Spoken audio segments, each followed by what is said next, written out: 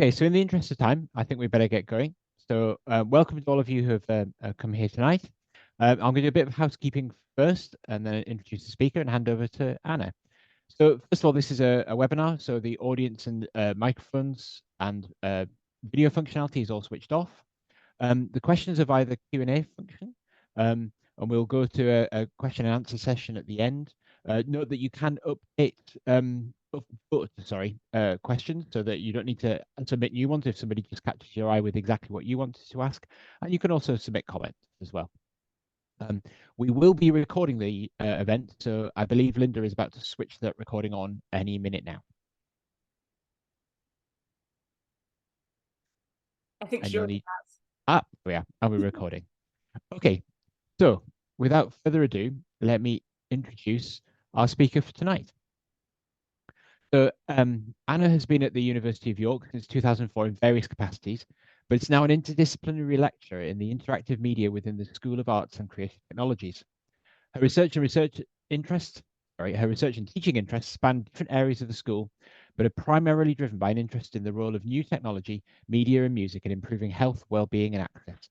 She teaches about disability and accessibility and has active research interests in that space.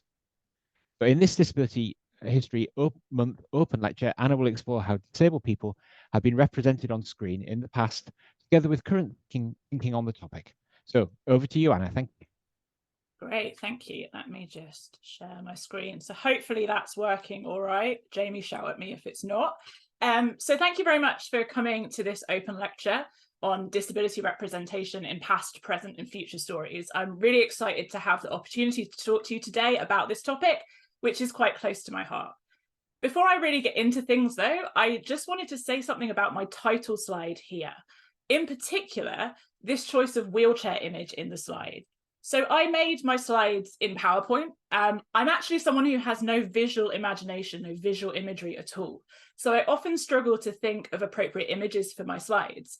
But PowerPoint has this designer tool where it uses AI to generate designs for your slides based on the text that you input.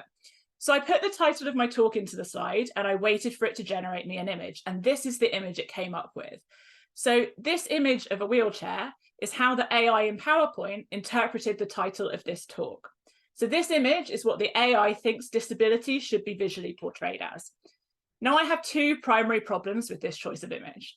The first is that a wheelchair is an assistive technology. It's not really a representation of disability if we think about that as a broad term. But more importantly, probably, this particular wheelchair is not likely to be one that a disabled person would actually use. So this is the sort of wheelchair that someone might use occasionally, but it's not an everyday wheelchair. It's probably more of a temporary one. I mean, look at it. It looks really uncomfortable, doesn't it? So what do everyday wheelchairs actually look like? Oh. They look a bit more like this. So any of these wheelchairs would have been a better choice. These have cushioned seats, they look much more comfortable, and they're much more typical of an everyday chair. Adarin Thompson gives a top tip that if you're ever looking for an image of a wheelchair in a search for everyday wheelchair or everyday power chair, and you'll find an image that's much more suitable. So I have started with a slight aside, but I think it's relevant because it's indicative of how people, and in this case, an AI, sometimes think of disability. So I'm also going to do a bit of housekeeping and some introductions. So this lecture is going to contain discussion of disability. You've probably already realized that, but I will also be talking about stigmatization, about death, about mental illness and mental health and suicide as well. So if you need to leave at any point, please do so. I won't be offended. And in the webinar format, I probably won't even notice. There are also probably going to be a few spoilers, so I do apologize for that. I am hoping there will be time for questions after, and I am happy to stay on the call later. But I have got quite a lot of content in this lecture, so we'll see how we go. I know in the webinar format, you might not be able to see me very clearly. So this is a photo of me looking very happy in my cowboy hat. And my primary research interests are in disability access and disability representation. And I was really fortunate because I was able to spend 2 years on a funded research project through the XR Stories project, where XR means extended reality, which includes things like virtual reality, mixed and augmented reality, location-based experiences, the metaverse and video games. And in this project, that's where I started my research focusing on disability representation. And that's where I did a lot of the work and the thinking that I'm going to be talking about today. So I'm going to briefly go through some theory. In 1969, Clarke proposed a model of representation of minority groups in the media, and it had 4 levels. So the first level is non-recognition, and this simply states that there's no inclusion of people from within that group in the media. Next up, we have ridicule, which is where we see people from those groups, but they're only included for kind of comedic purposes and to be ridiculed. The regulation level is where we see characters from the group, but only in roles and positions that are kind of considered socially acceptable. And finally, we hit the level of respect, which is where you see characters from these groups portrayed authentically, with both positive and negative representations, because humans are varied, humans are nuanced, and this respect level of the model accepts the varied human nature. Tracy Worrell did some analysis of disability representation in the media and identified that depending on the disability or condition, we're generally sitting between levels 1 or 2 for most disabilities. And although this is a little bit dated now, I don't think that a lot has changed since then. So why does representation and disability representation in particular matter? Well, there's evidence that the stigma that follows inappropriate representation affects people through things like lower quality of life, reduced opportunities for jobs, housing that's unsafe, healthcare that's unsatisfactory, and just generally being somewhat marginalized from society and misunderstood. Now, if you'll indulge me a second, I'd like to explain how and why I started working on this particular research project, which is largely motivated by me not actually recognizing that I myself am disabled until relatively recently. So in November 2019, I became very unwell. I was off work for 4 months due to serious mental illness. And in February 2020, I finally started seeing a nurse from the community mental health team who came to my flat to meet with me.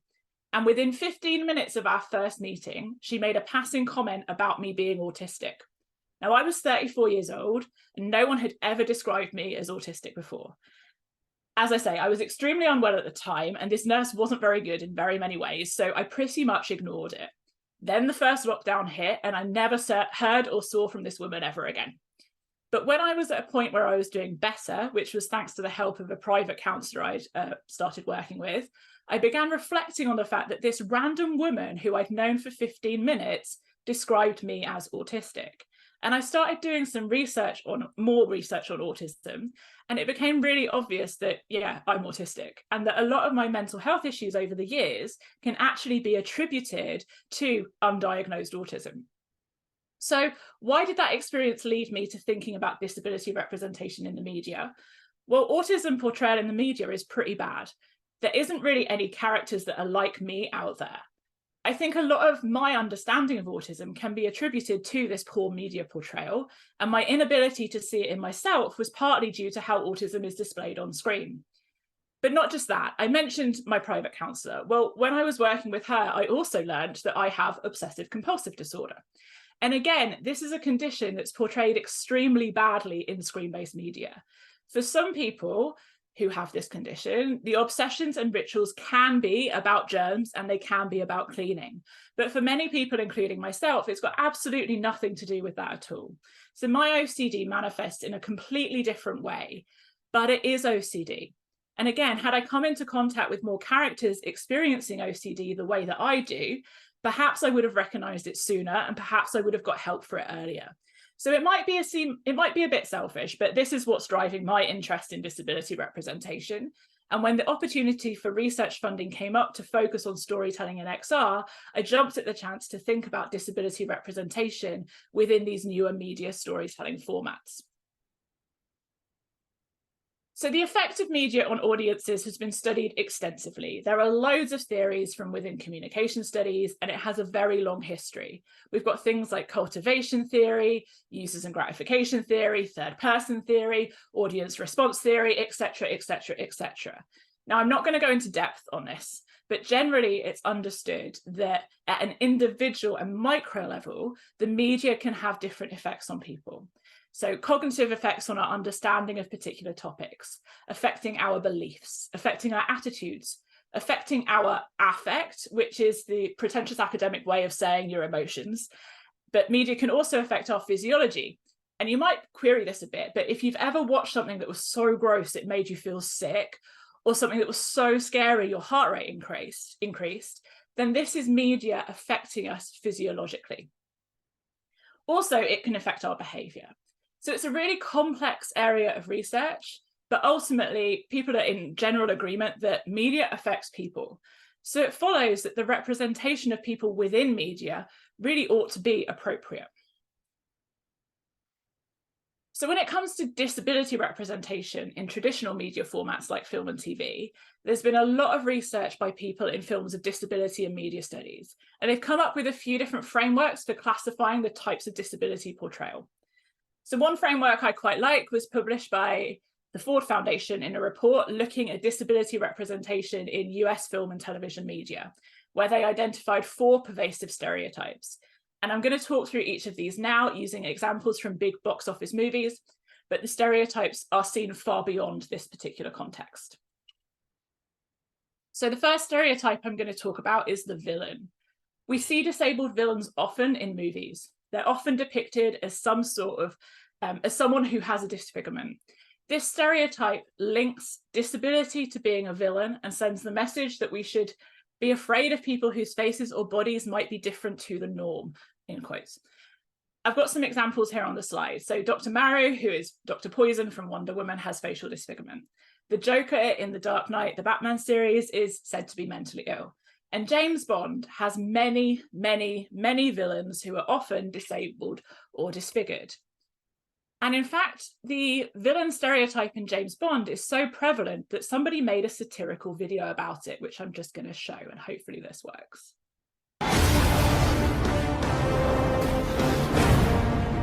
This organization, do you know what it's called? Its name is Spectre. It's a sensitivity training program. James, you have a problem. You have a creepy prejudice against people with disabilities. You noticed. It would be hard not to. You're literally always killing them. Dr. No, amputee with no hands. Largo, missing an eye. Blowfield, disabled, used a wheelchair. Teehee Johnson, amputee with a claw hand. Scaramanga, a third nipple. And the list keeps going. It's insane. Stromberg, webbed hands. Jaws, growth defect and metal teeth. Trevelyan, Drax and Scarpine, facial scarring. One time, you literally skewered a man's wheelchair with a helicopter rail and dropped him 20 stories into an incinerator. I get that some of this happened back in the 70s when people weren't as sensitive, so stubbornly. Not quite so stylishly. Don't start with the flirting.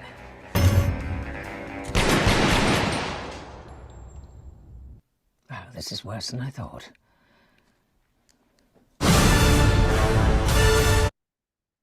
So I think that's quite an amusing way to put the point that James Bond really does have a problem with the villain stereotype and disability portrayal.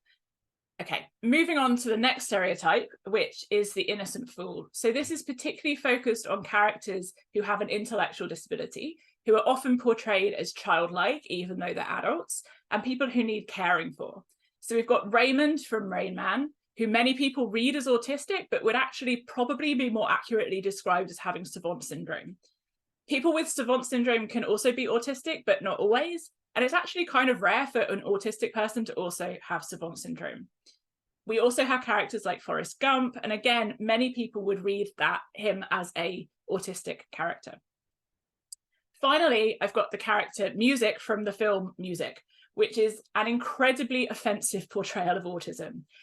It's so bad that there were protests about the film based on its trailer before the film had even been released, because the trailer included a scene where the character Music was being physically restrained, apparently out of love and care for her well-being. The message was that abuse in the name of well-being was okay. So this film is so bad that, and this is a joke I've made before, so sorry, but this is so bad that on Rotten Tomatoes, it gets a lower rating than the movie version of the Cats musical, which is objectively one of the worst films that has ever been made. And yet this film Music scores quite a lot lower than that. So it's bad. And what's interesting is it's a pretty recent film too, as well, as it's from 2021.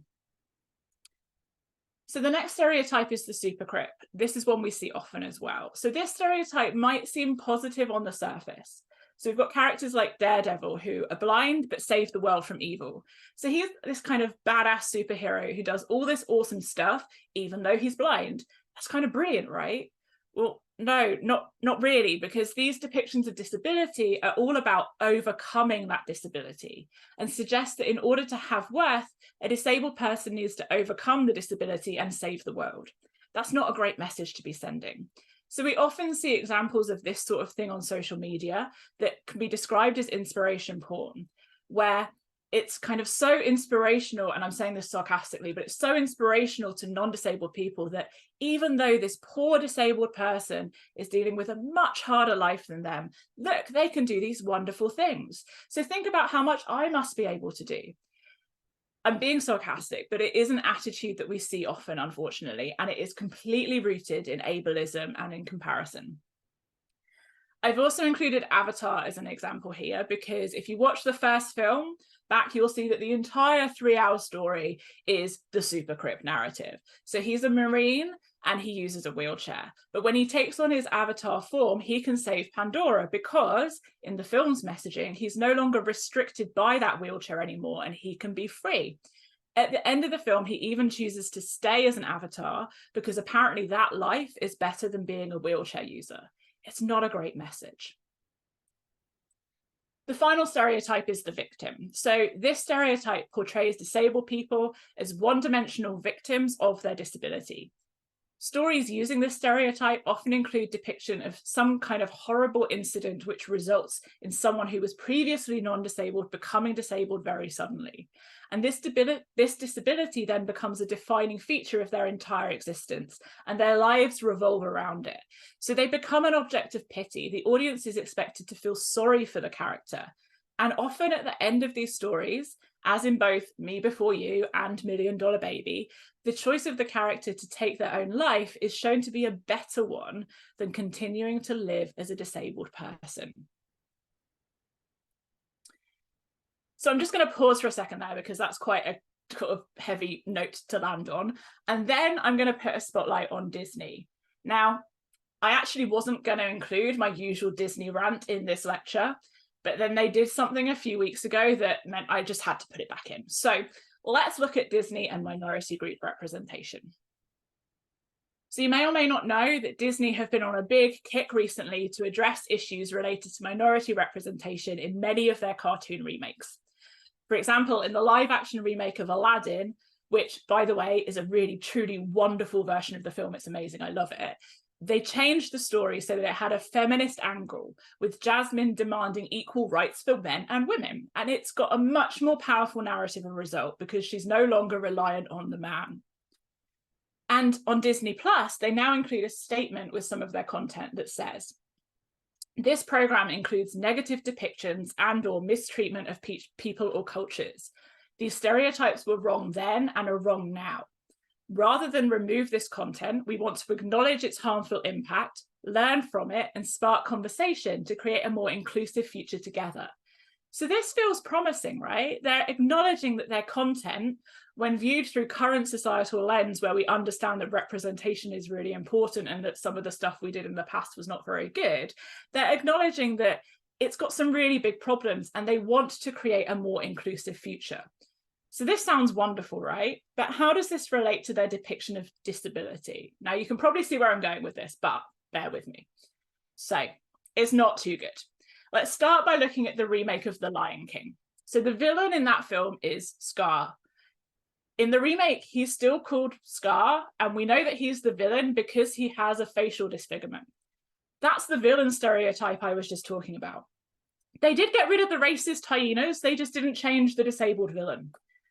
I'm afraid it gets worse. And to illustrate that, I'm going to use an example that the amazing Dr. Jess Gibson shared with me a little while back. So Dr. Gibson has written a really brilliant PhD thesis on Disney's representation of disability, which I highly recommend reading if you get the chance. It's also got an amazing title.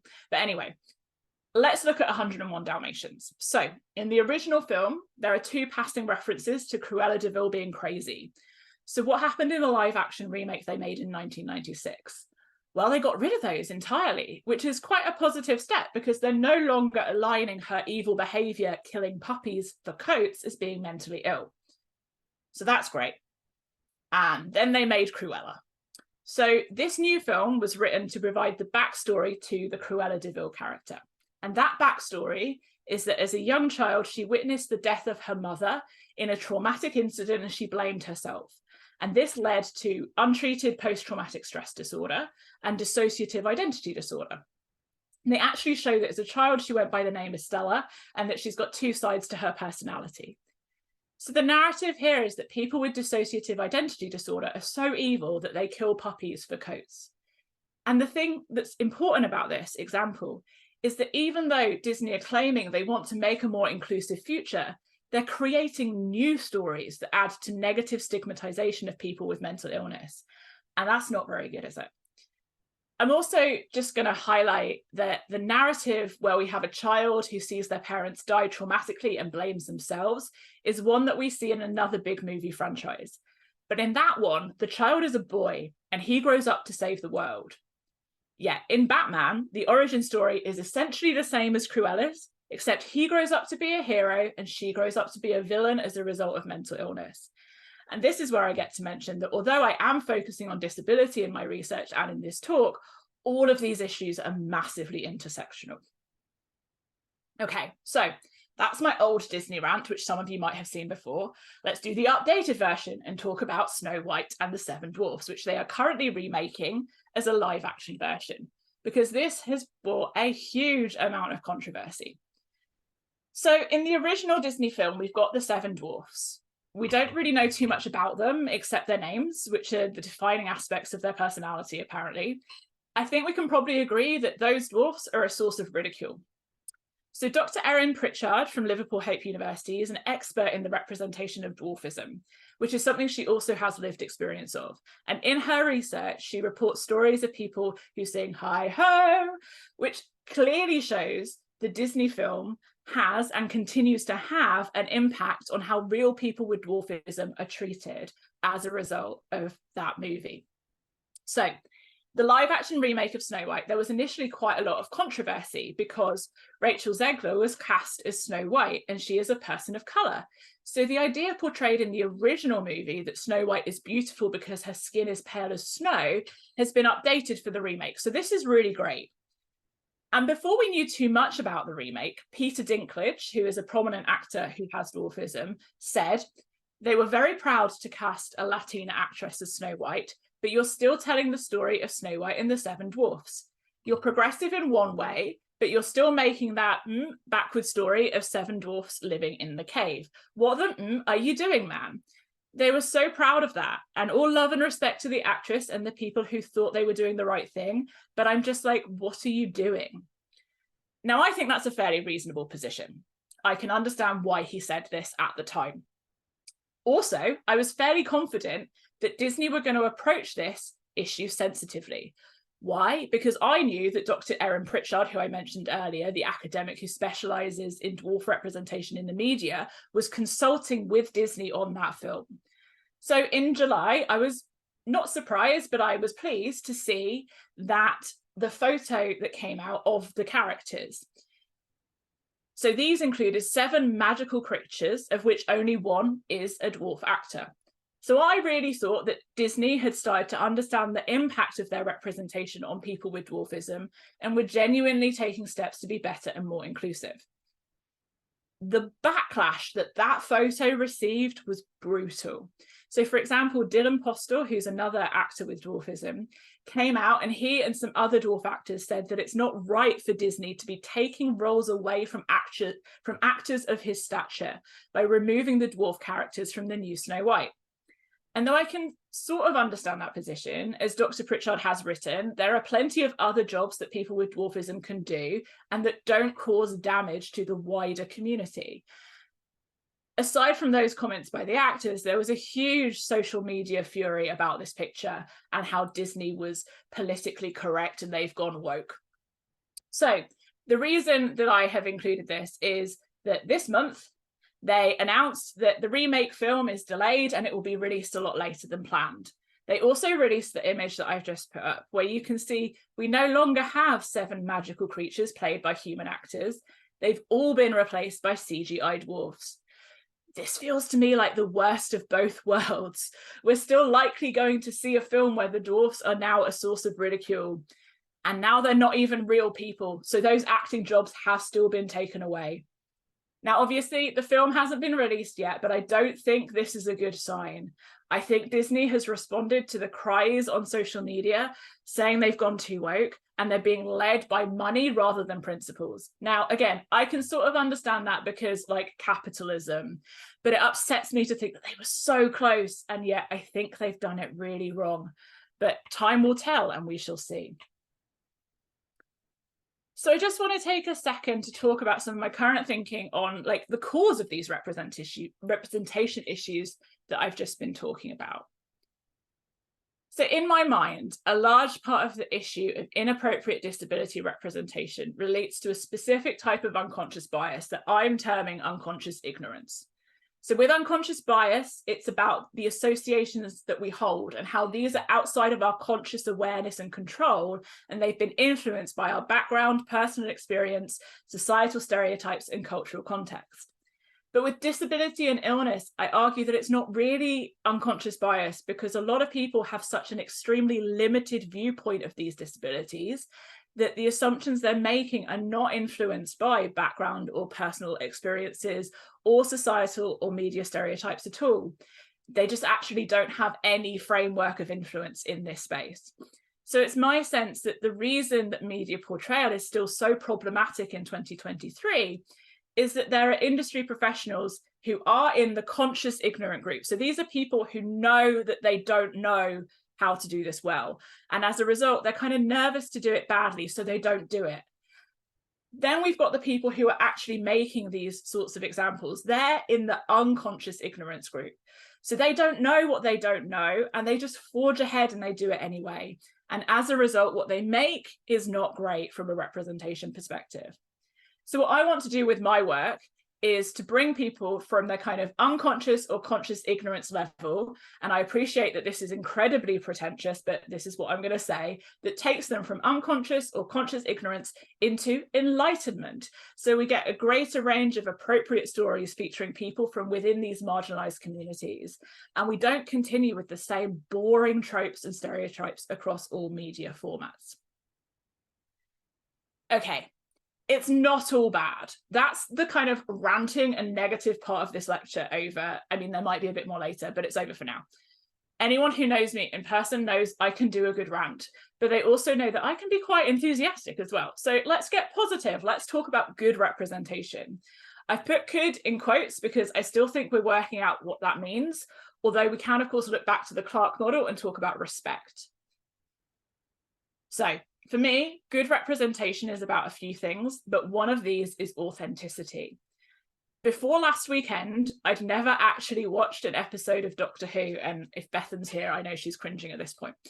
But there was a huge social media storm about disability representation in Doctor Who, so I felt that I had to. So let's take a little look at the character Shirley Ann Bingham's introduction to the Whoniverse, and I can't believe I just said that. So let's just take a look at this for a second. Okay, so the first thing I really like about this is the wheelchair. So doesn't that look like a much more comfortable chair, like an everyday chair, like the one I showed at the start of the lecture? Definitely. Now, why did that scene cause so much controversy? Well, somebody tweeted, and I'm paraphrasing, but they tweeted that they'd spotted a big error in this scene. So Shirley Ann Bingham's character crossed her legs. And apparently this is bad because nobody noticed or cared. Now, this clearly shows that this person who tweeted this felt this was a mistake by the actor, by the director, by the editors, because in their view, wheelchair users can't possibly cross their legs. So the truth is that the actor playing Shirley is Ruth Madeley, who is a wheelchair user herself.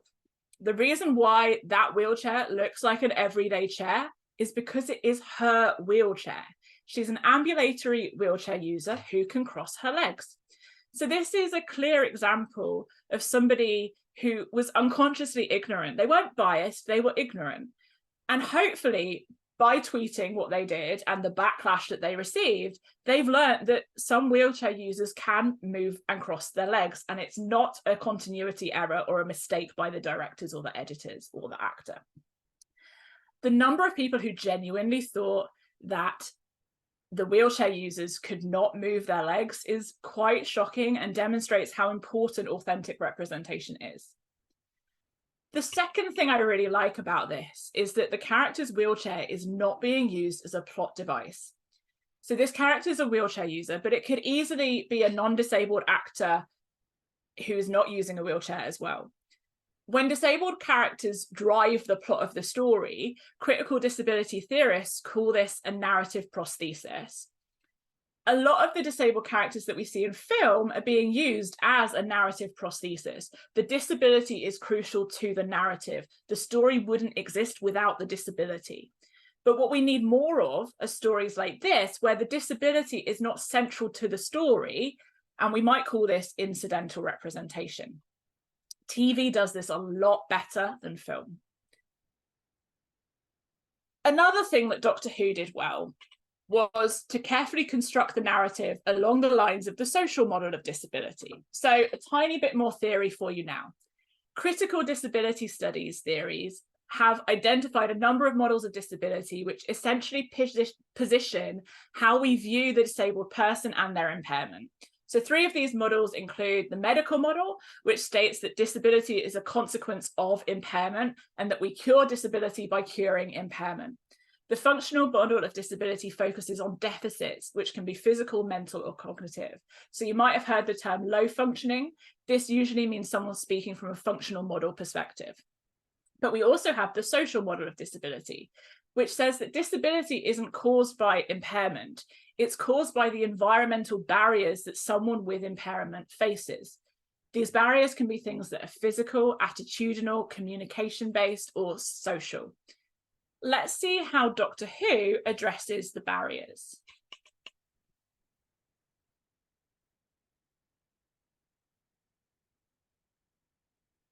I love that. Don't make me the problem, just get in there. That's highlighting that the issue isn't her impairment or that she's a wheelchair user. The issue is the stairs. Don't make me the problem. It's perfect line from a social model framing perspective. One final thing on Doctor Who, and yet another recent controversy. So in the classic Doctor Who, which I haven't seen, apparently there's a villain character called Davros who is disabled. Uses a chair, has facial disfigurement, has a device literally plugged into his head. Well, in the Children in Need special, and we can save talking about the exploitative nature of children in need for another day, we can see a younger version of Davros who has no assistive technology and no facial disfigurement. Now I'm going to let Russell T Davies explain this because he does so really beautifully. So let's just go back to this for a second. We had long conversations about bringing Davros back because he's a fantastic character. Time and society and culture and taste has moved on, and there's a problem with the Davros of old in that he's a wheelchair user who is evil. And I had problems with that, and a lot of us on the production team had the problems with that, of associating disability with evil. And trust me, there's a very long tradition of this. I'm not blaming people in the past at all, but the world changes, and when the world changes, Doctor Who has to change as well. We can evolve, we can start anew, we can become stronger. So we made the choice to bring back Davros without the facial scarring and without the wheelchair or his support unit, which functions as a wheelchair. I say, this is how we see Davros now. This is what he looks like. This is 2023. This is our lens. This is our eye. Things used to be in black and white. They're not in black and white anymore. And Davros used to look like that, and he looks like this now. And that we are absolutely standing by. I think because it's Children in Need night, it's a night where issues of disability or otherness or being excluded from society come right to the front of the conversation. So of all the nights to make this change, I think it was absolutely vital to do this, and I'm very, very, very proud of the fact that we have. Again, this caused a huge amount of controversy. It's an interesting controversy because some disabled people have come out and said that disabled people can be evil too. We don't need to erase all of that. And while I see their point, I'm kind of on Russell T Davies's side of this.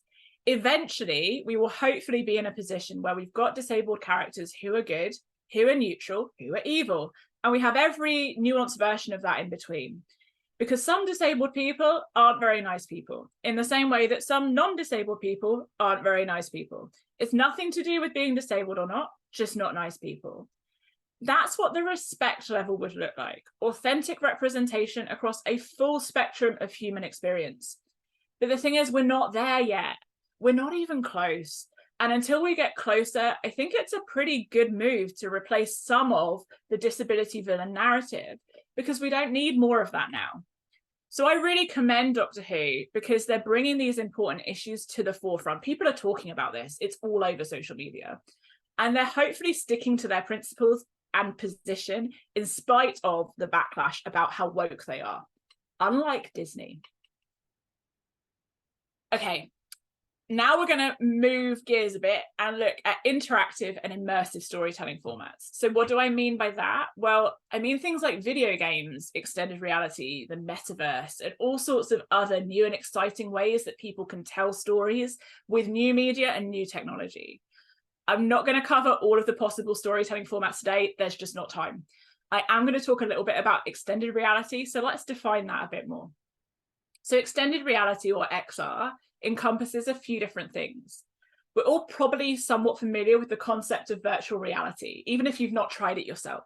So in VR, you would wear a headset and you'd have a fully immersive virtual environment. Augmented reality is often achieved via a device like your phone, where the real world becomes augmented with digital content. So if you've ever used a Snapchat filter, that's augmented reality.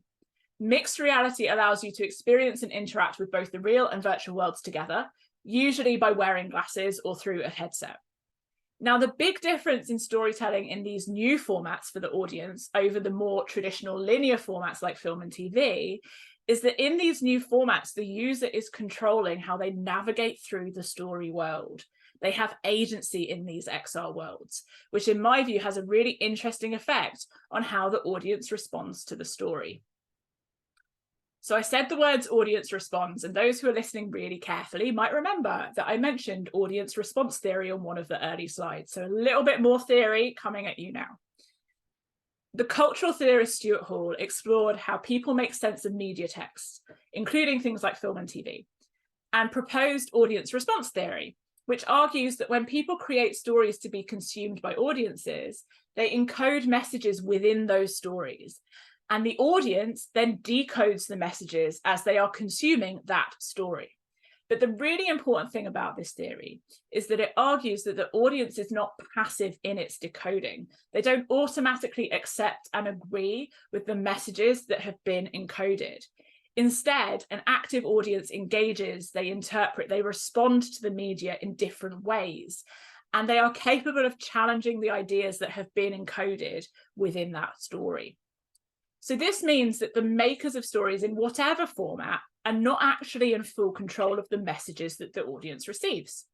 And you can see that if we talk about the music film that I mentioned before, the audience was very oppositional to the filmmaker's intent there. So I argue that in traditional linear storytelling formats, the storyteller is in control of the messages the audience is exposed to and how they are exposed to them. They're just not in control of how they're interpreted. Once we get into interactive and immersive storytelling formats, including extended reality and video games, the story maker loses a lot of control over what messages the audience are exposed to, as well as the interpretation, because you don't know which way they're going to navigate around your game world. So where we are encoding messages as creators in this format, I think you need to do so a lot more carefully. Virtual reality has been described as the ultimate empathy machine. Many people argue there's potential for VR and immersive storytelling formats to generate and enhance empathy. You can see from this image that the man has clearly been very affected by the VR experience he's just played through. He's contemplating deeply. So this is actually another kind of controversial topic. VR evangelists claim that the format allows us to get into another person's shoes and feel how they live. They argue VR brings us a direct way to encounter other people's lived experience. So there's not too much scientific evidence to support that. There are a few individual studies that have shown some people have developed empathy for others and developed more pro-social behavior as a result of VR. But is it empathy? Is it sympathy? Can you ever truly empathize with someone else if you've not experienced what they have? Now, the question of empathy is huge. It's too much to go into today, but I would like to talk about the concept of the body ownership illusion as an example. So in VR, we see the virtual body from first-person perspective. There's a synchronous, real virtual body movement, which is sufficient to induce a strong illusion of ownership and agency over that virtual body. People in first-person VR start to believe that virtual body is them and that they are the virtual character. Now that sounds a bit like what, but there is evidence of this. So the Proteus effect tells us that the form the virtual body takes can change our perspectives and behavior. So there's evidence that people act differently if their virtual body is taller or shorter, or if it's more conventionally attractive. Body ownership over a transformed body has been found to influence things like pain thresholds and spatial perception. In terms of attitude changes, there's work that's shown that embodying white participants in a black virtual body in VR for 12 minutes results in a reduction of their implicit bias against Black people. And this work has been replicated. They've also shown that this attitude change can last for at least 1 week after that initial VR exposure. So there's definitely growing evidence that VR can change how people think. And this is both wonderful and terrifying. But is it empathy? I'm not convinced. These ideas are not limited to VR though. People also comment on the transformative potential of video games and play in challenging societal norms to drive social change. There's something about the agency and the interactivity of these immersive formats that really seems to give rise to the potential to have strong impact on individuals and society, but more scientific work is needed in this space. So we're not sure that VR is really an empathy machine, but people are genuinely trying to use it as one in various settings. So this brings me on to the concept of empathy tourism. I've included a screenshot of a website here called Walk a Mile, which is where you can sign up to experience someone else's life in VR and literally walk a mile in their shoes. Now, for those of you in the audience who are kind of cringing a little bit, the good news is that this is actually a pretty convincing piece of design fiction. So it's not real. It's a provocation that is designed to make us think. But when I first saw it, I didn't realize it was a piece of design fiction, I did actually believe it to be real, because it's not inconceivable that some well-meaning people might think this is a good idea. For example, over the years, I've had many students ask me if they can do a project to make a VR experience where you're in a wheelchair so that able-bodied people can experience what it's like to be a wheelchair user. And I always say no, because that doesn't actually give able-bodied people the experience of life as a wheelchair user. It's likely that they would be frustrated and annoyed at the restrictions that they feel as a result of the wheelchair, when actually a lot of wheelchair users find their wheelchairs to be a device that gives them freedom and independence. It's not restrictive. So I've managed to stop the students I work with doing this, which is great. I haven't managed to stop academic colleagues at other institutions who have literally made a VR wheelchair experience and evaluated it with able-bodied people, and in their conclusions state that about every third participant mentioned how they felt the limitation of being tied to a wheelchair. I don't think that's the message that wheelchair users want people to take away from this kind of experience, because many wheelchair users do not feel that their wheelchair is limiting and restricting. It's the other way around. It's the thing that gives them independence. So there are lots of examples of Exos experiences about autism, some of which have been co-created with autistic people and have involved working with charities, which is a good start. The creators of one VR autism simulator told me proudly that after 30 minutes in the experience, people are so affected by it They come out and they often need a hug and to take some time to really think, because it's quite upsetting. I find that horrendous. I personally don't need other people to feel sorry for me. That's okay, but we're all good, thanks.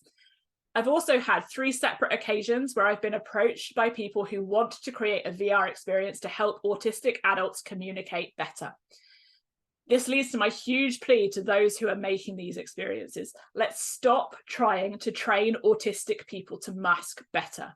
Masking is tiring. I've been deconstructing 30+ years of masking behavior, and it's been a complete slog to do, and it's something that I'm going to be continuing to do for a while. I don't want to be involved in projects that are training people to mask. But let's also stop trying to use XR to generate sympathy and pity and claim it's empathy, because it really isn't. I mean, why not flip it on its head? Why not create a VR experience that helps autistic people communicate autistically? Why not? Well, because it's a bad idea. Really, what we need are XR experiences that help us to understand each other better, not through pity, not through things that claim they're empathy but aren't really, or through changing people, but that allow us to listen to each other and come from a place of understanding and meet in the middle. It's not all bad though. One example of VR storytelling that I think works really well is Goliath VR. So I'm just going to play a quick trailer for it. Can you tell the difference between what is and isn't real? When the one thing that links you to the outside world disappears,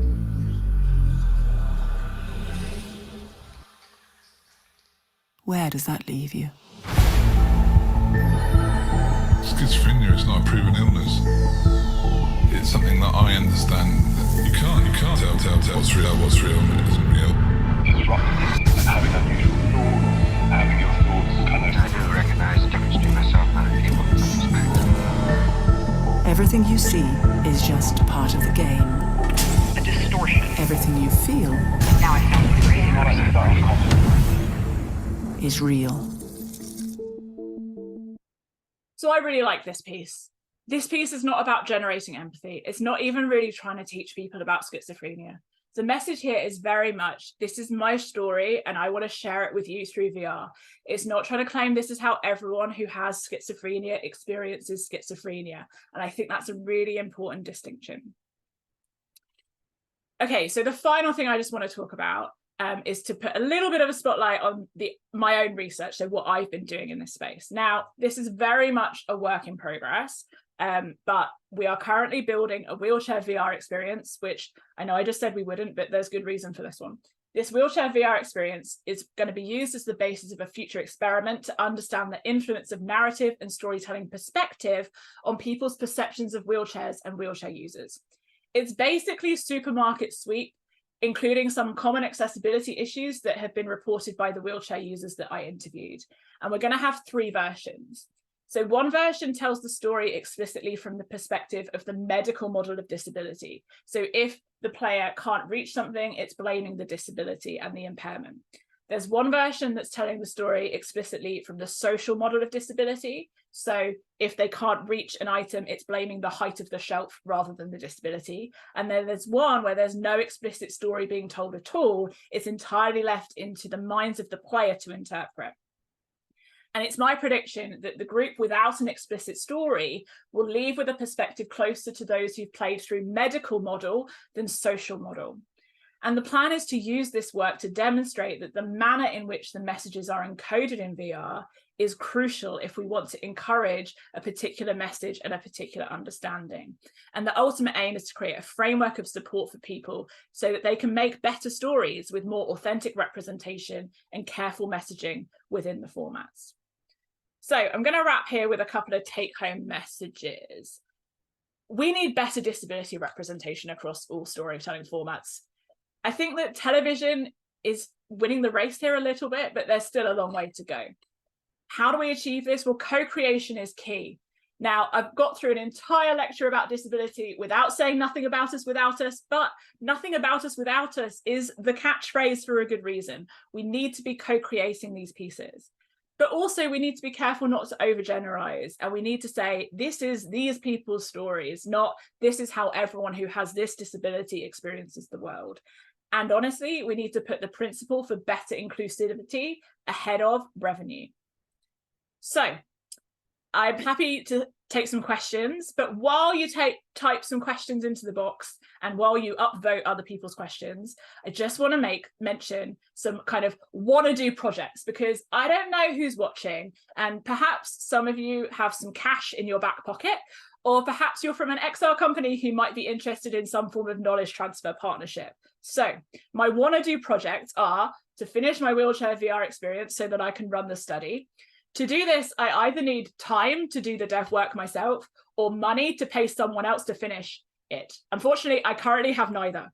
I also want to co-create an XR experience that tells the origin story of the Seven Dwarfs.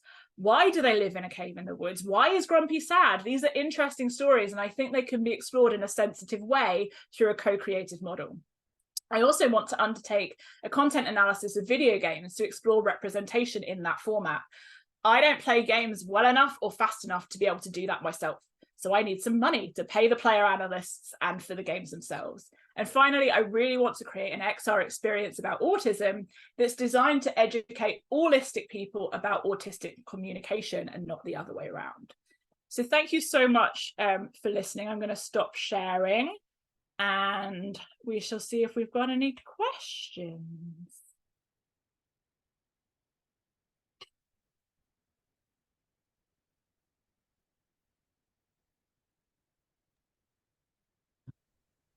Sorry, Anna, with you turning off the share did some strange things to my screen.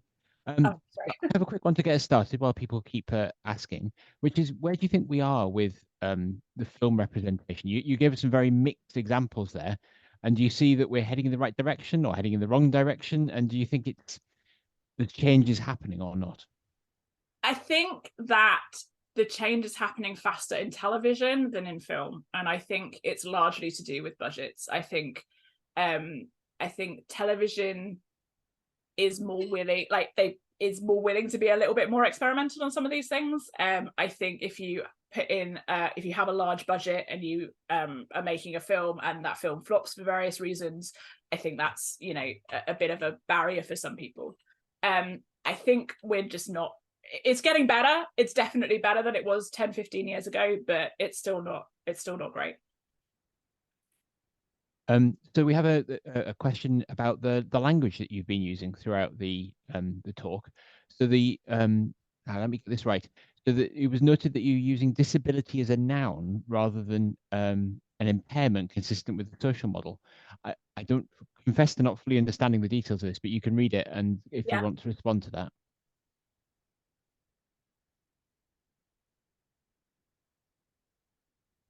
I think that I completely understand what you're saying, Flick, and I agree with you entirely.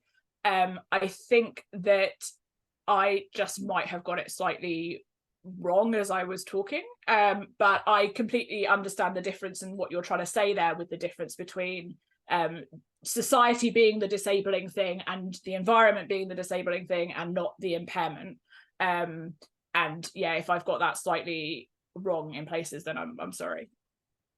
That's pretty much all I can say. Just to flick back to the idea with the films, do you think that some explicit rules would help to like mandating of disability inclusion, or have quotas or anything like that, or do you think that might be counterproductive? I don't think so. I personally don't think that that's I don't think that you can regulate it in that way. I think we just need to get the message out a bit more and encourage more people to be thinking about this stuff carefully and to be conscious in the decisions that they're making and to use co-creation as an approach. And building on that, we have a screenwriter in our audience who observes that they would like to make this move, as you put it, from the conscious ignorance to the enlightenment. What do you think are the steps that are needed to be able to do that, and how might that be facilitated? So a really good way of learning about this stuff is if you're on, I keep calling it Twitter because I can't get into the idea that it's called X, but by following lots of people on Twitter who talk about their disability. So there's a huge disabled community on Twitter, and they often talking about the barriers that they face and the issues that they face. And so one good way is just to kind of access that social media content and to read stuff and just to listen. Part of my aim is to create a kind of framework that helps people do this better, but that's sort of a bit down the way. Okay, and would you like to highlight some good examples in the media of autistic communication? Do you think there's anyone who's done it well? I think I'd like to say media in a wider sense, because I'm aware of some written things that have perhaps made these attempts better than on the scene. Yeah, so it's a difficult one. I think that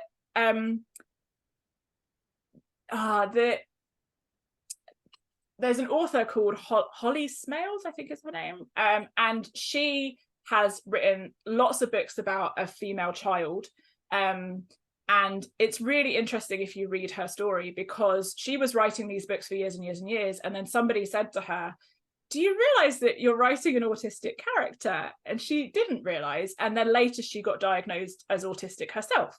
I think her name is Holly Smales, but I get that wrong sometimes. So I think that she's written loads of really great books that portray autism better.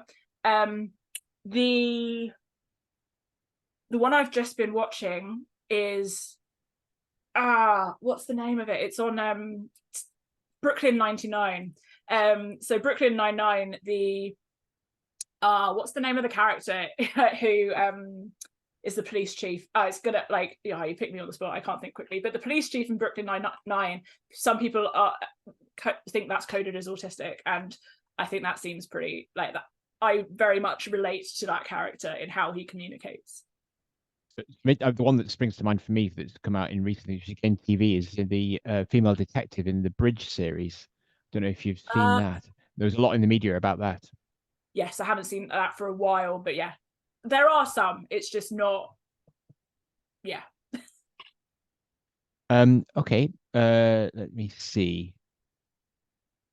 So I don't understand. What about Coda? Can I answer? That's exactly what I was going to do. Yeah, I was trying to get go for it. Right. So for those who don't know, Coda is a film called that Coda stands for Child of Deaf Adults, right?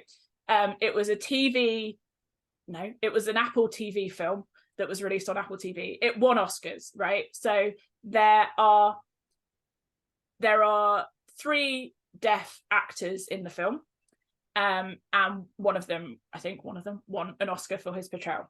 It's a really interesting example of disability representation, because it's not a film about deafness. It's literally called Child of Deaf Adults. It's a film about a hearing child of deaf adults, okay?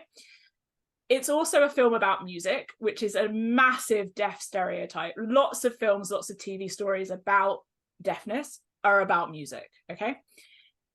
And there's a really interesting scene in it where the child, who is the hearing child, is signing and having an argument with her father in sign language.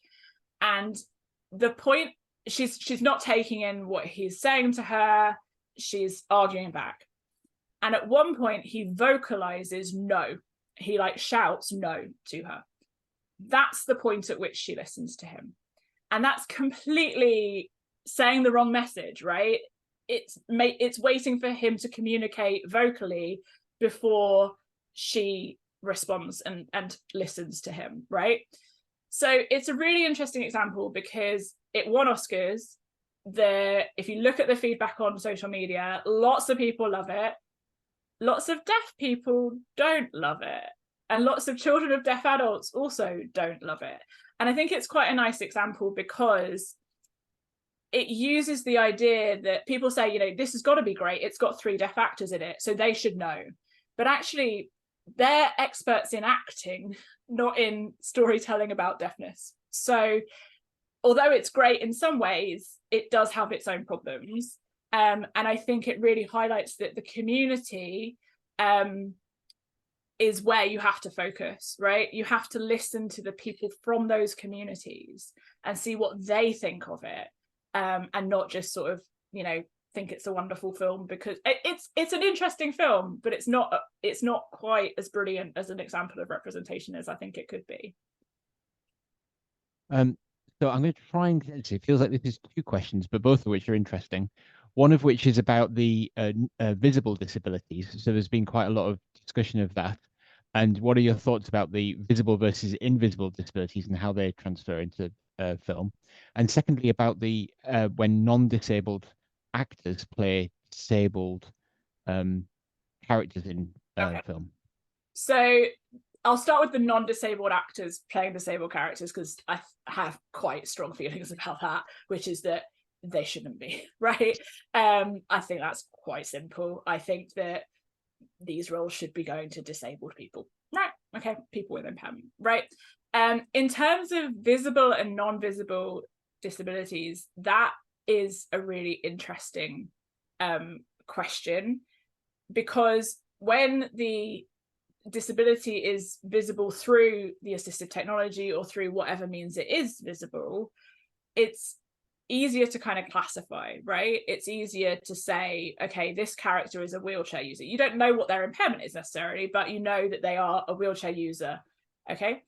Whereas when it's a hidden disability, there's a bit more kind of interpretation and trying to figure out, and it's sort of why I kind of ummed and ahed about the kind of autistic question, because actually, unless they explicitly say, which often they don't, because why should they, you don't know if that character is. So it's about sort of trying to read whether that character has been encoded in that way. But also it goes back to the kind of Holly Smales thing, where she was writing an autistic character without realizing that she was doing so. So you don't even necessarily know through going to the people who've done the writing that they've done that. So I'm not really sure that's a very good answer to the question. But basically it's hard. And I think that we just need to see more stories about this kind of stuff. And more stories that feature characters with disability that are not about the where it's not the narrative prosthesis, where it's not the plot device. Okay, so I think we'll leave it there. So thank you very much, Anna. That was an excellent talk. I in the absence of everybody else, I will applaud. So thank you very much. There's a comment that to reshare contact details, which we will do when we release this webcast. So thank you for that. And there's a lot of other nice comments saying what a lovely presentation, which I second in there. So thank you for all of you for coming to this webcast, and I hope you're enjoying the other events in Disability History Month. So thank you very much. Thank you, everyone.